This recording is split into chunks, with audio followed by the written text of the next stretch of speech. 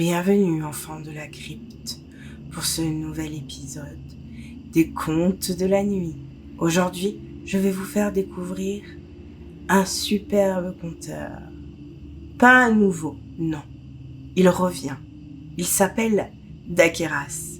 Pour ceux qui ne le connaissent pas, n'hésitez pas à aller voir sa chaîne. Je l'ai mis en description, ce sera facile à la trouver. Dans cette vidéo, vous pourrez voir quel talent il a et quelle voix magnifique il a aussi. Sur cette histoire, on part sur une salade pasta. Alors j'espère que vous avez le cœur bien accroché et que vous aimez pleurer. Alors, mettez vos écouteurs et écoutez, si vous l'osez.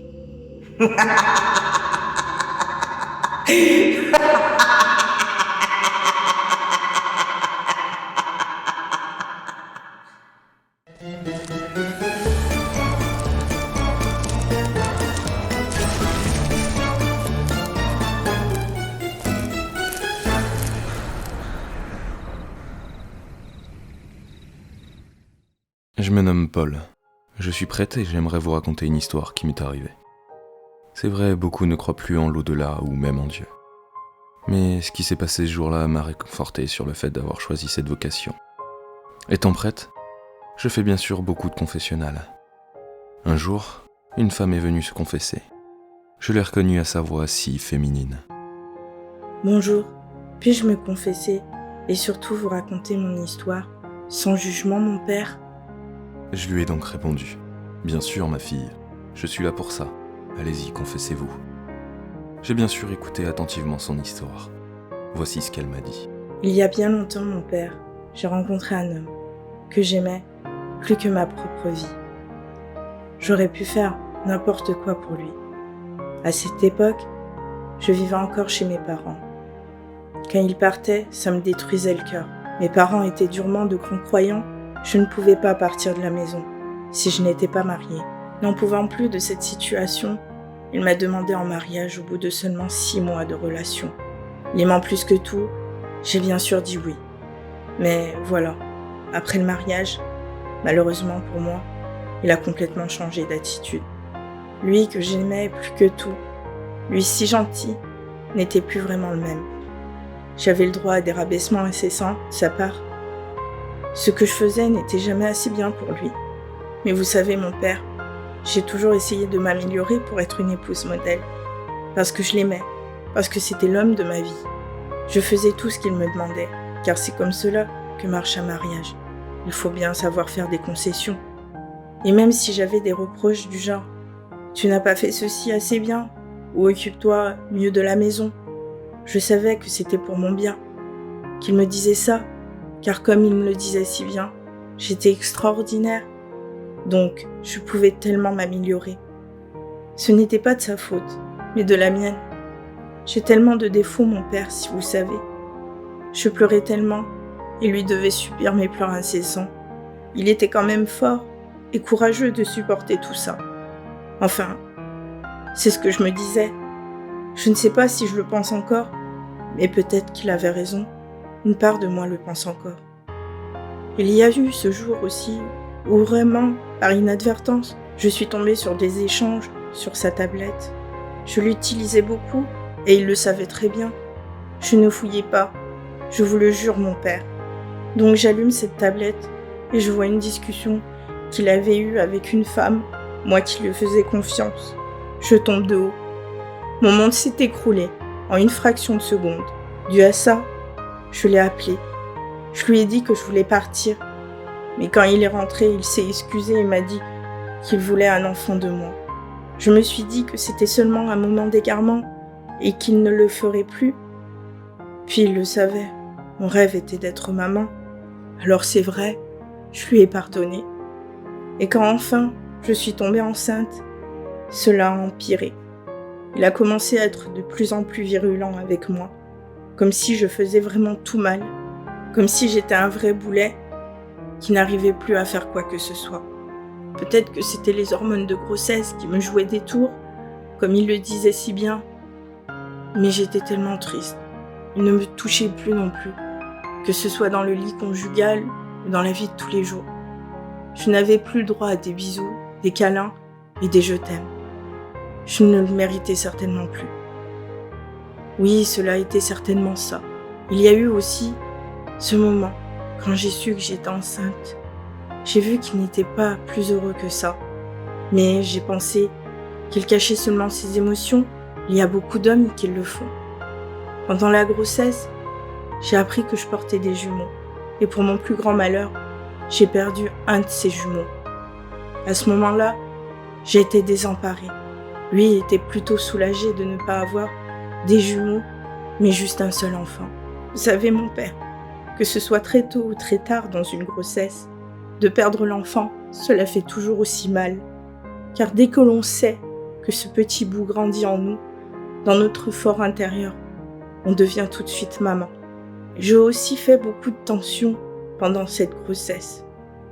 Je devais rester allongée et reposée, hospitalisée à domicile, pour que le dernier bébé, ma fille, grossisse jusqu'à terme. Cela a été dur, car je ne devais rien faire. Mais si je ne faisais rien, ce n'était pas mon mari qui le faisait. Alors, je faisais sans me plaindre et sans rien dire. Dû à ça, ma fille est née prématurée, petite et bien mince. Nous sommes restés une bonne semaine à l'hôpital. Elle s'était assez bien adaptée à la température et était plutôt bien.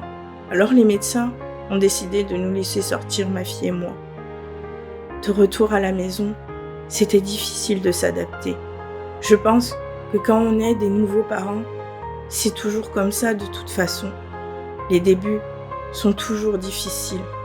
Au début, peut-être, dû à l'euphorie, nous étions plus soudés que jamais. Et j'avais l'impression de revenir au début de notre relation, comme si la flamme était revenue. Mais plus les mois passaient, et plus cette flamme s'éteignait. C'est ce que je ressentais en tout cas, et surtout de son côté. Car pour moi, c'était toujours, comme je vous l'ai dit, le grand amour de ma vie. Par la suite, j'ai commencé à beaucoup complexer. La grossesse m'avait fait grossir et je n'arrivais même pas à maigrir. Et malheureusement, il ne me rassurait pas. Il me disait qu'il fallait que je fasse quelque chose pour ça. Il me disait aussi que je ne me maquillais plus. Mais j'étais tellement fatiguée, alors j'ai commencé à devenir que l'ombre de moi-même à cause de ses dires. Je me dégoûtais, j'étais répugnante. Je savais qu'il avait raison. Mais malgré tout ça, quand j'étais avec mon ange, ma petite fille, je m'envolais au paradis. J'oubliais tout, j'oubliais mon malheur. Et même si j'avais des coups de mou, je ne lui faisais voir aucun de ses malheurs. Cela même si l'envers du décor était bien triste et morose. Le pire, c'est quand il a commencé à être violent envers moi. Je dis bien violent, car pour moi, taper c'est complètement différent.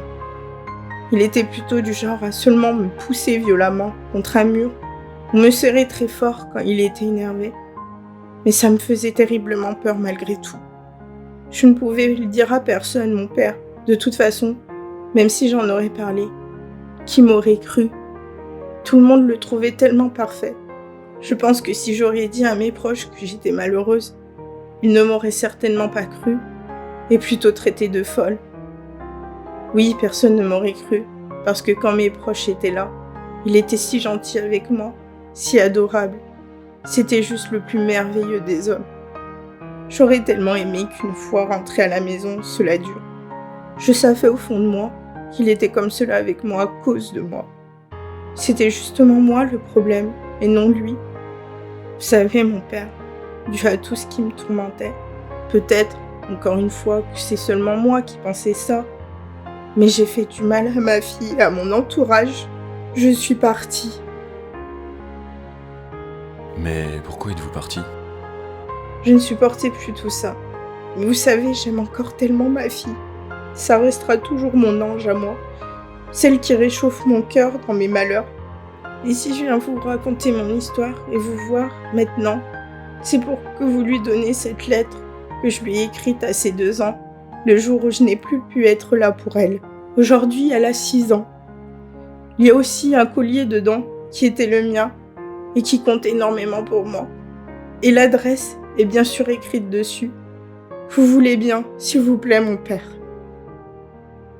Pourquoi ne pas le faire vous-même? Elle serait certainement contente de vous revoir après tant d'années. Je ne peux pas, mon père. Je suis morte. Je me suis suicidée seulement un mois après l'anniversaire de ses 2 ans. Je ne pouvais plus supporter tout ça. J'en suis désolée. Dites-lui que je l'aimais tellement. Je l'aime tellement. À ces mots, je me suis tout de suite levé, choqué par ce que je venais d'entendre. Je suis allé tout de suite regarder qui était cette femme. Quand j'ai ouvert, il n'y avait plus personne, à part la lettre posée sur la chaise du confessionnal. Il y avait bien sûr une adresse dessus, alors je voulais en avoir le cœur net de toute cette histoire des plus bizarres. Le lendemain, je suis allé à cette adresse et j'ai sonné. C'est la petite fille qui m'a ouvert justement. Son père derrière l'engueulait. Je pouvais apercevoir ses pieds tendus sur le canapé. Je l'ai donc regardé tendrement. Nous sommes échangés aucun mot, seulement des regards qui en disaient long. Je lui ai donc donné cette fameuse lettre et elle l'a prise. Des semaines plus tard, j'étais à l'église comme d'habitude quand j'ai revu cette petite fille accompagnée de sa grand-mère. Elles m'ont remercié en pleurant. J'ai compris que cette histoire était réelle. Elles n'ont en aucun cas voulu savoir d'où j'avais eu cette fameuse lettre.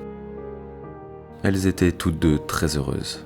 Depuis ce jour, je prie tous les jours pour cette femme, pour que son âme soit en paix, pour que Dieu l'accueille parmi lui. J'ai aussi compris un peu plus tard ce que cette femme avait vécu. Elle avait vécu de la violence psychologique. On en parle certes très peu dans notre société, mais l'on devrait justement beaucoup plus en parler. J'ai donc pris la décision après cela d'ouvrir une salle dans ma paroisse pour ces femmes désemparées qui vivent la même situation, pour les aider, pour qu'elles puissent parler entre elles et se confesser, pour peut-être, qui sait, éviter que ce drame ne se reproduise. De ce que j'ai appris de ces femmes, c'est que malheureusement, la violence psychologique est très dure à faire reconnaître, bien plus dure que la violence physique.